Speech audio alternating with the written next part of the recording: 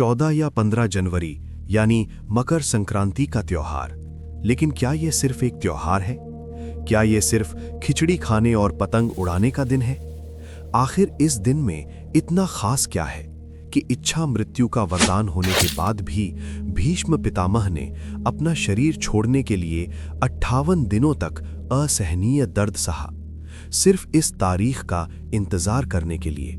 सूर्य का दक्षिणायन से उत्तरायण में शिफ्ट का इंसान के दिमाग और मृत्यु से क्या कनेक्शन है? जरा सोचिए, हजारों साल पहले जब कोई टेलीस्कोप नहीं था, कोई सैटेलाइट नहीं था, तब हमारे पूर्वजों को कैसे पता चला कि ठीक इसी दिन सूर्य अपनी दिशा बदलकर दक्षिण से उत्तर की ओर मुड़ता है? अगर मैं आपसे कहूं कि ये तारीख आपके कैलेंडर की नहीं बल्कि आपकी चेतना की सबसे बड़ी घटना है, तो क्या आप यकीन करेंगे?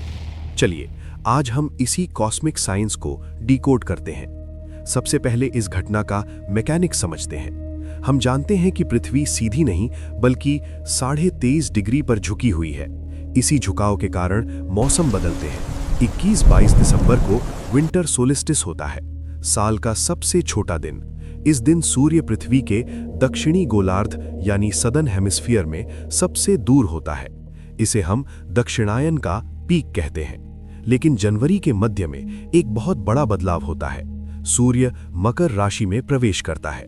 खगोलीय भाषा में कहें तो अब पृथ्वी का उत्तरी ध्रुव सूर्य की तरफ झुकना शुरू कर देता है। ये सिर्फ दिशा बदलना नहीं है, ये रेडिएशन का बदलना है। दक्षिणायन यानी जुलाई से दिसंबर का समय रात या अंधकार का प्रतीक है। इस समय पृथ्वी पर आने वाली कॉस्मिक किरणें हमारे शरीर के निचले चक्रों मूलाधार को प्रभावित करती हैं। हम सुस्त और भोग विलासिता में रहते हैं।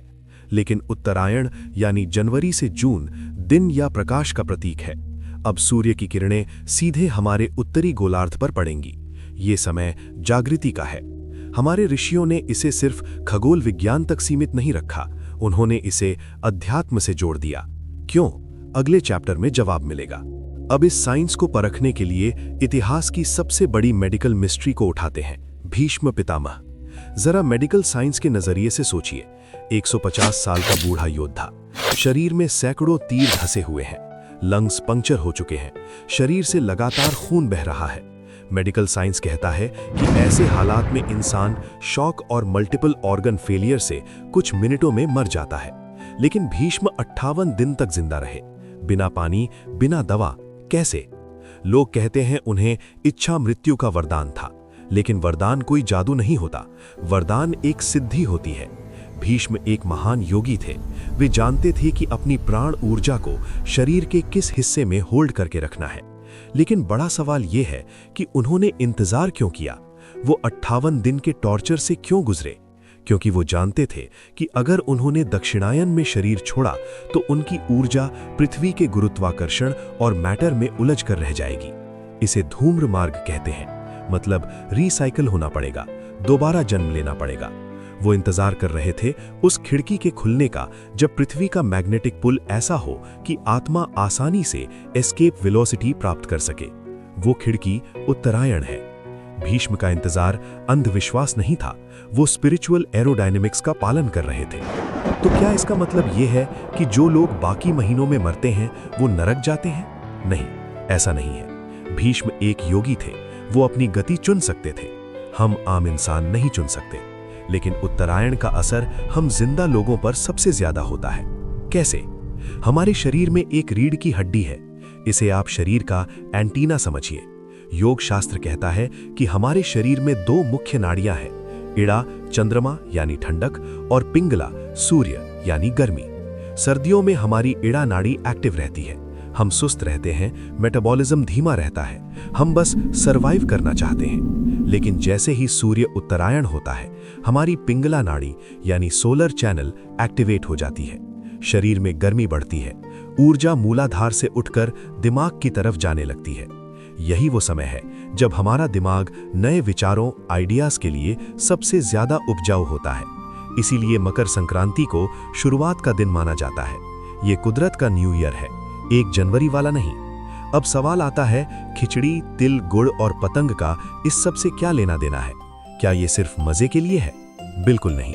हमारे पूर्वज बहुत बड़े बायो हैकर्स थे। उन्होंने हर रस्म के पीछे एक साइंस छिपाया था। 1. नदी स्नान, कोल्ड वाटर शॉक। कड़ाके की ठंड में सुबह 4 बजे नदी में नहाना पागलपन लगता है ना? लेकिन विज्ञान इसे हाइड्रोथेरेपी कहता है। जब आप ठंडे पानी में डुबकी लगाते हैं तो आपका शरीर अचानक शॉक में आता है और सारा खून त्वचा से हटकर अंदरूनी अंगों और दिमाग की तरफ भागता है। ये आपके इम्यून सिस्टम को रीबूट कर देता है। 2. पतंग उड़ाना, विटामिन डी थेरेपी। पतंग उड़ाना कोई खेल नहीं था, ये एक बहाना था। ऋषियों को पता था कि उत्तरायण की पहली धूप संजीवनी है। इसमें सबसे शुद्ध विटामिन डी होता है जो सर्दी के कारण जमा हुए कफ और स्किन की बीमारियों को खत्म करता है। पतंग के बहाने हम घंटों गर्दन ऊपर करके थायराइड ग्लैंड को स्ट्रेच करके धूप में खड़े रहते हैं। 3. तिल और गुड़, द विंटर फ्यूल। तिल में नेचुरल ऑयल होता है जो रूखे शरीर को अंदर से ग्रीस करता है और गुड़ शरीर को तुरंत गर्मी देता है। ये उस मौसम का परफेक्ट फ्यूल है। पिज्जा बर्गर आपको बीमार करेंगे, लेकिन तिल गुड़ आपको बदलते मौसम से लड़ने की ताकत देगा। और आखिर में इस दिन की सबसे मुख्य डिश खिचड़ी। हंसी आती है ना? त्योहारों पर तो लोग 56 भोग, मिठाइयाँ और पकवान खाते हैं, लेकिन हमारे ऋषियों ने त्योहार वाले दिन खिचड़ी, जो कि अक्सर बीमारों का खाना माना जाता है, उसे क्यों चुना? इसके पीछे एक बहुत गहरा मेडिकल साइंस है। देखिए, पिछले 2 महीनों से दिसंबर जनवरी में कड़ाके की ठंड में हमारा शरीर भारी भोजन पचाने की कोशिश कर रहा था। पराठे, घी, हलवा, इससे हमारा पाचन तंत्र थक चुका होता है, सुस्त पड़ जाता है। अब जैसे ही सूर्य उत्तरायण होता है, मौसम बदलना शुरू होता है। आयुर्वेद कहता है कि ऋतु संधि के समय पेट सबसे ज्यादा संवेदनशील होता है। खिचड़ी यानी चावल और मूंग दाल दुनिया का सबसे सुपाच्य यानी इजीली डाइजेस्टिबल भोजन है। ये आपके पेट के लिए एक फैक्ट्री रीसेट बटन है। ये आंतों को आराम देती है और शरीर से विषाक्त पदार्थों को बाहर निकालती है।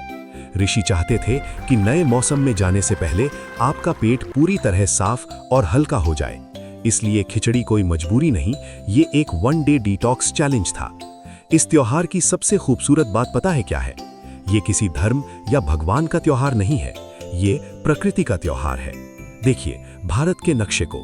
पंजाब में इसे लोहड़ी कहते हैं और अग्नि की पूजा करते हैं। असम में बिहू, तमिलनाडु में पोंगल, गुजरात में उत्तरायण और उत्तर भारत में खिचड़ी। नाम अलग हैं, भाषाएं अलग हैं, लेकिन तारीख और मकसद एक ही है। सूर्य का स्वागत, फसल की कटाई और नई ऊर्जा का संचार। ये सबूत है कि सनातन धर्म की जड़ें किसी किताब में नहीं, बल्कि खगोल विज्ञान में है। जब तक सूरज रहेगा, ये त्योहार रहेगा। तो दोस्तों, 14 जनवरी को जब आप तिल का लड्डू खाएं या आसमान में पतंग उड़ाएं, तो याद रखिएगा, आप सिर्फ एक त्योहार नहीं मना रहे, आप ब्रह्मांड की एक बहुत बड़ी घटना का हिस्सा बन रहे हैं। भीष्म पितामह हमें यही सिखा कर गए कि समय यानी टाइम सिर्फ घड़ी की सुई नहीं है, समय ऊर्जा है। जो सही समय को पहचान लेता है, वो मृत्यु को भी जीत सकता है।